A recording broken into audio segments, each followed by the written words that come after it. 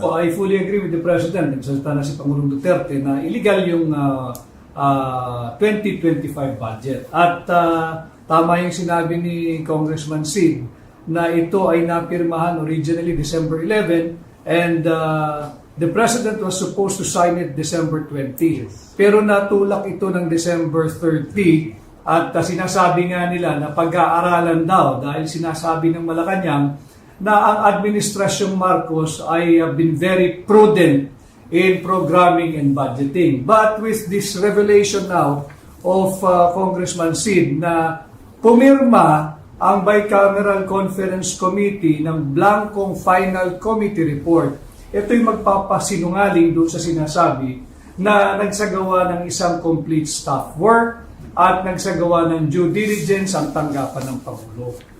Ang i-challenge ko lang siguro, Kong Sid, baka naman kasi sabihin ng mga miyembro ng BICAM Committee, yung blankong yan, meron kaming agreement dyan na i-fill upan na lang ng kanilang technical working group or secretariat. Pwede po ba yun? Hindi yan pwede because and I think it's in the BICAM report also that we made an omnibus motion to allow the technical staff to make correction in cases of typographical, grammatical, or nasa omnibus motion, printing errors.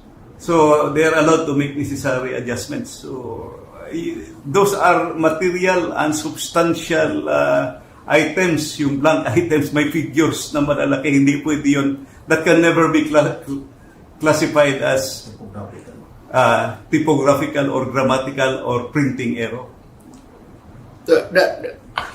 Alam mo, yung nakikinig, baka hindi nyo alam yan, yung typographical, grammar or anything that has nothing to do with what the intent of the law or Congress wants. No, you put anything there that is not the reflection of what Congress has passed or what is really the correct amount doon sa mga budget, i-jumble-jumble ninyo, that is falsification of law. Perjury yan or whatever, perjury, forgery, and it can only amount to one thing. Alam mo ano? Criminal action. You can all go to jail for that. At kung ano, ako ang binigyan ng trabaho to follow up these things and ganito ang lumabas, my God, you will all go to jail. Mabigat yan. Public document na yan. So if it's different from what was really intended by Congress or was not really true an accurate copy as passed by Congress, that is falsified or forgery. In which case, mamili ka lang, forgery, falsification, or jail. Alin dyan sa tatlo, papasok sa iyo. Mr. President, ka bilang datihong prosecutor, magaling na abogado, dating can they argue that what they did nung blinangko, can they put up as a defense na there is a proper delegation ng kanilang duty sa kanilang secretariat o kaya sa kanilang technical working group na binigay nila na kayo na lang ang maglagay ng figure at inaprubahan na namin in principle yung mga items diyan. These are the things that cannot be delegated, especially the amounts.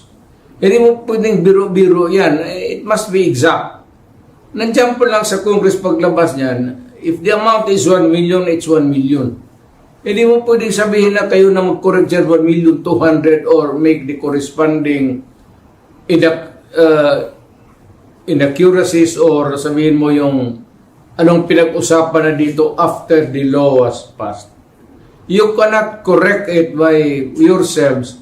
It has go to the main body or to the person who was the authority to define and characterize the law.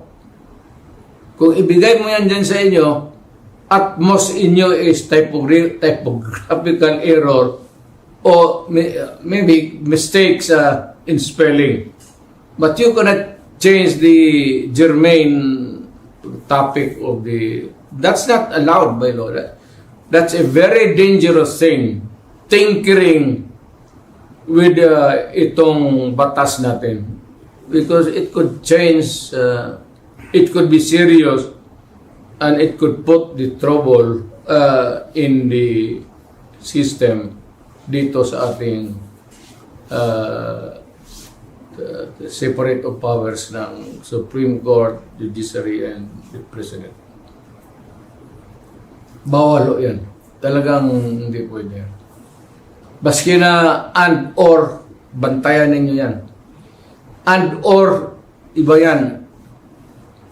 Hindi yan pwede na you'll just look up to the sky and say, you just try to discern if it was really the intent of siguraduhin mo doon sa records, makinig ka kung anong pinagsasabi ng mga lawmakers doon, o what is the intent or what is really this spoken words.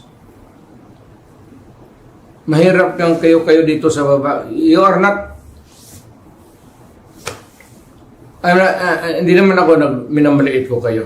O dito kayo sa baba, aside from the lawmakers, do not pretend to know. And do not pretend to guess what is right and what is wrong, and what is true and what is false. Talagang accurate yan. Refer to the records. And if you cannot get it from kung hindi masyado klaro, then you listen to the recorded history doon sa Congress. Marami namang stenographic notes dyan eh. Hindi lang isang tao dyan. May stenographic notes ang Senate, the individual senator, and yung report ng Congress itself. If I may, You cannot, do not say that you cannot go wrong. Hindi ka pwede sabihin magkamali ka. There's so many records to refer to or get into what is really the accurate and true whatever it is that is to be placed there in the document, whether it is a law, resolution, or an official document. Thank you, sir. Attorney Darren, is there anything you wish to add in the discussion? yes, actually earlier, when Congressman Ungab showed me these documents, I was honestly in total shock. Tama yung sinabi ni Presidente that all the figures in the enrolled bill for the General Appropriations Act for the President to sign should be accurate. But in my experience, in fact, if I may add, Mr. President, meticulously accurate, because I was once a head of a line agency, yung LTFRB.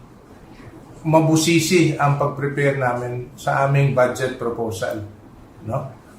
As mentioned by Congressman Sid, yung sinasabi niyang National Expenditure Program or the President's Bill as they call it, dumadaan yan sa lahat ng mga ahensya, kagaya ng ahensya that I headed, that we were required for every item that we need to spend for next year, we have to justify it, and we submitted it to the Office of the President. And once the President endorsed it to Congress, yung sinabi naman ni Congressman Ungab na dadaan sa first reading, second reading, ibig sabihin po niyan, pinapadala kami sa Kongreso to justify our budget proposal for the following year. Ibig sabihin, mabusisi yung budget proposal. Kaya talagang I was really in shock when I said, kung mabusisi pala yung proseso, pagdating sa dulo, blanco. Paano nangyari? Hindi talaga pwede yan. Hindi talaga pwede. That's in plain, that's bullshit. Either somebody there is stupid or more stupid than the others. Huwag mong gawain yan because it carries with it a lot of legal consequences. Isa dyan yung mapriso ka.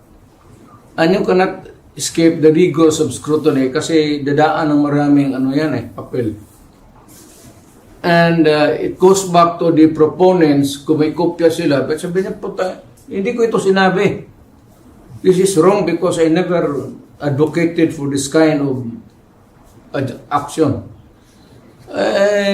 Malikot ang papel sa gobyerno. So, do not try to, for those enterprising or whatever you want, wag mong gawain niya kasi talagang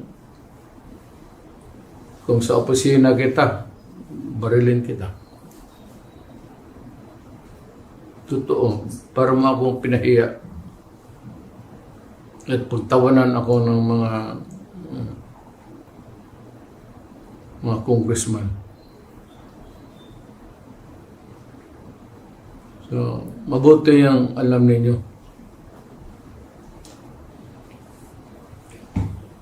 Barilan ka agad para wala ng istorya. Luko-luko may trial ba tayo? Ang gastos yan.